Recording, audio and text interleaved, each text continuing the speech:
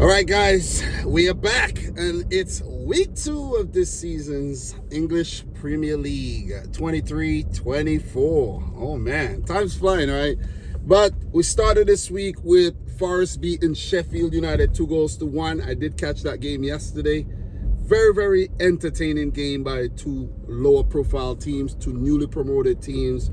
Sheffield United back in the league on the Paul Heckenbottom, and of course Forest surviving the season last year under Mr. Cooper there. So look, man, Forest, impressive start to the season, I have to say, with an unfortunate loss against Arsenal last week, and this week they bounced back with a win. Quite impressive with Taiwo Awoniyi with a goal. He's been ripping it up, man, since he came over from the Bundesliga. He's been really tearing it up in the Premier League, and I think he has a lot to prove, seeing that Liverpool never give him the chance, even though he's been a Liverpool player for some time.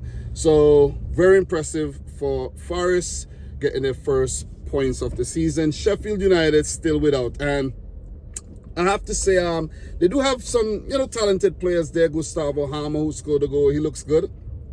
And they still have a lot of the core from the last time they won the league, but still a lot of youngsters. So we move on to some of the other games that were played, but today's featured match is Liverpool, of course, beating Bournemouth 3-1 at Anfield. So look, we talk about a few other games that were played. Luton Town Burnley, that's postponed because there's been some ongoing I think construction work at Luton's field. And we had Brighton beating Wolves 4-1. I was watching that game simultaneously with the Liverpool game, so it was quite an entertaining package, I must say, man. Listen, Roberto De Zerbi has Brighton playing some fantastic football, and it's where they left off from the Graham Potter era. And I still think Graham Potter should have never went to Chelsea, but I guess he, they dangled the Chelsea job, and he took it. So Brighton, back-to-back games where they won by 4-goal margins. Well, not 4-goal margins, where they scored 4 goals, and it's been a quite impressive showing by the likes of Karo Mitoma, who I think Man City should sign like ASAP before the window closes. This guy is a beast, man.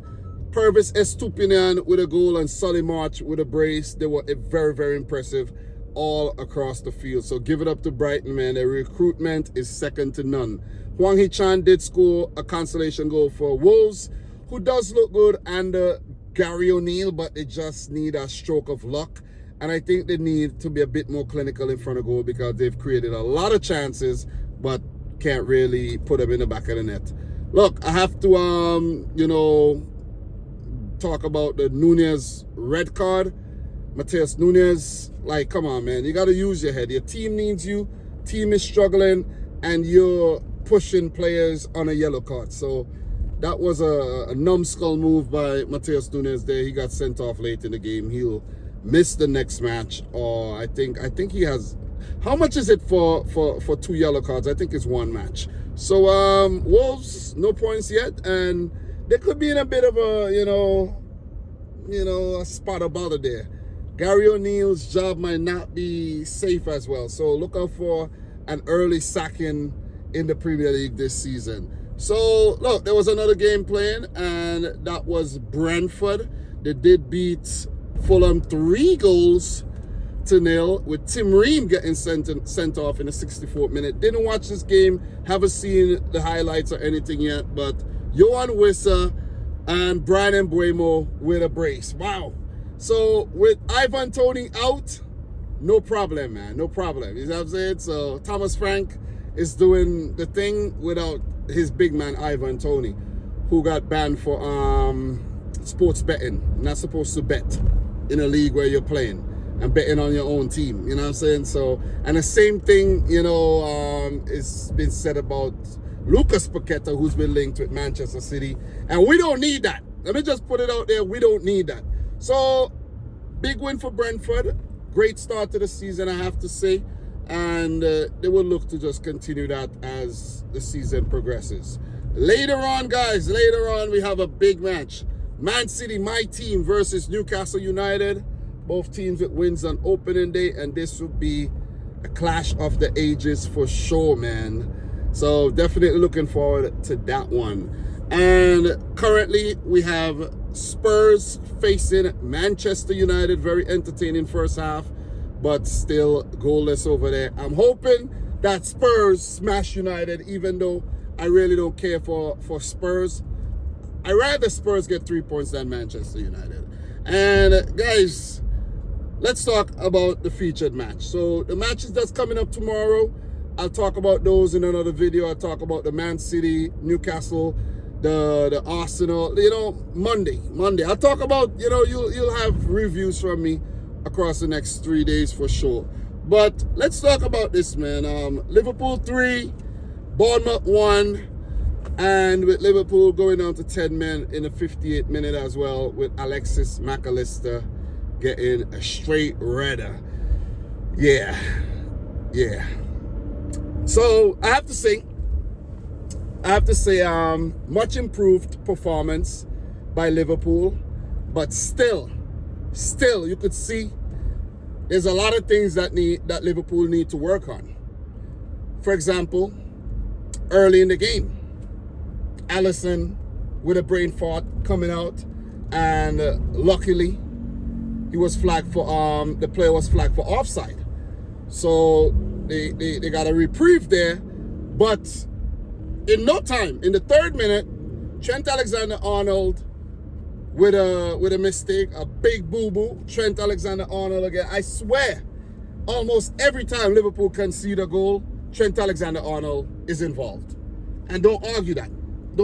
Just go back and look at the goals. Over 50% of Liverpool goals, I'm pretty sure Trent Alexander-Arnold is at fault.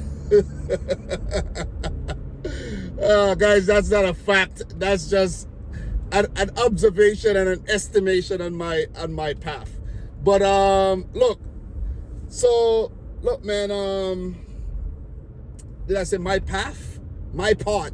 So look, Trent Alexander-Arnold giving away the ball. You got to give credit to Solanke for putting on the pressure, and Van Dijk, Robertson covering, but the ball spilled, and Semenyo with a powerful shot to beat Alisson. Bournemouth 1 up in the game early. So the mistake that I think Bournemouth did was not basically change their game. You see what I mean? Because if you're up against Liverpool early, you gotta change your style of play. You gotta be more compact.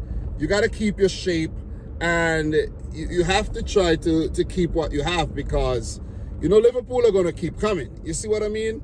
So Bournemouth had to do everything to try and frustrate them, but I don't think they did that. I really don't think they did that. Bournemouth are playing a very, attractive style of football. And nothing's wrong with that. You see what I mean? Nothing is wrong with that at all. Because I, for one, really don't like that boring, shut-up shop type of football. But it's not what I like, it's what required. You see what I mean? It's what the conditions call for. And you're going up that early, it would have been difficult for them to walk away with anything from the game. But they did beat Liverpool the last time they played them. You see what I mean? Albeit getting smashed 9-0 last season, Bournemouth survived and came back to beat Liverpool. So you got to give that team a lot of credit, where most of the players are still around. So they just needed to dream, and they just needed to close up shop and keep Liverpool out. But they failed. Goals by Luis Diaz, brilliant goal, man. Brilliant goal, I have to say. But that came after Van Dijk smashed the post, and there was a couple more openings. But Liverpool, I think, grew in the game after a very, very shaky start. Very shaky. Liverpool are looking shaky this season. They're looking shaky. Teams are getting in behind very easily. And this was not something that, you could characterize with this Liverpool team. They were very, very tight at the back with Van Dijk, likes of Matip, Alexander-Arnold, you know what I mean? And Not Alexander-Arnold. Robertson. Alexander-Arnold is not tight. But you guys get what I'm saying. But, Liverpool are getting, teams are getting behind Liverpool a lot these days. And I think that is a cause for concern, because if this was a game against a better team, no disrespect to Bournemouth, but if this was against, let's say, a Brighton or a Brentford, Liverpool might have lost the game. You see what I'm saying? Because these teams are a lot better. And I'm not even talking about the Man Cities or the Arsenals. I'm just mentioning that the teams that are playing really, really well these days in Brentford and Brighton. So, and Newcastle comes to mind as well. So Liverpool, they got to really tighten things. But look, they did come back in the game. Jota with a square to Luis Diaz. Defender got a touch. Skillfully flicked up by Diaz. Spectacularly put in to equalize. I think the penalty that Mo Salah scored was, it wasn't he didn't score the penalty, but he scored a rebound. It was a very soft penalty, man. Dominic Szoboszlai, come on, bro. Come on, you're going down too easy. But I have to say it was clever, because there was contact. He was clever, he went down, and that's what you need in a player as well. Even though it's a bit, it's still what you need your player to do. And I gotta say, before I failed to mention this, but Szoboszlai has been the best player for Liverpool so far this season. Liverpool have signed a gem.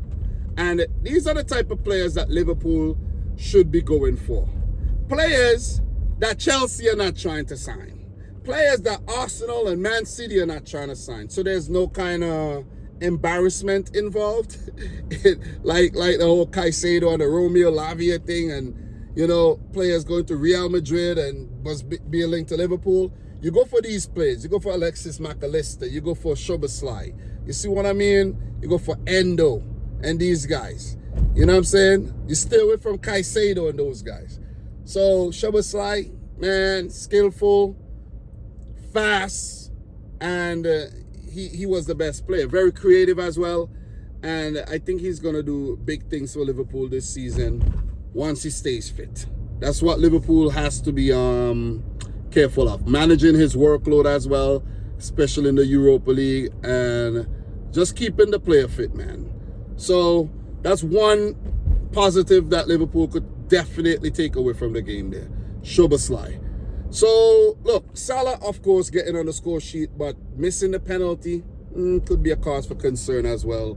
But Bournemouth's defenders, they were really on their heels, I should say, and it should have been a bit more alert in cleaning up that save made by Neto. So, before the third goal, Alexis Mac Allister did get sent off, and that was rash tackle.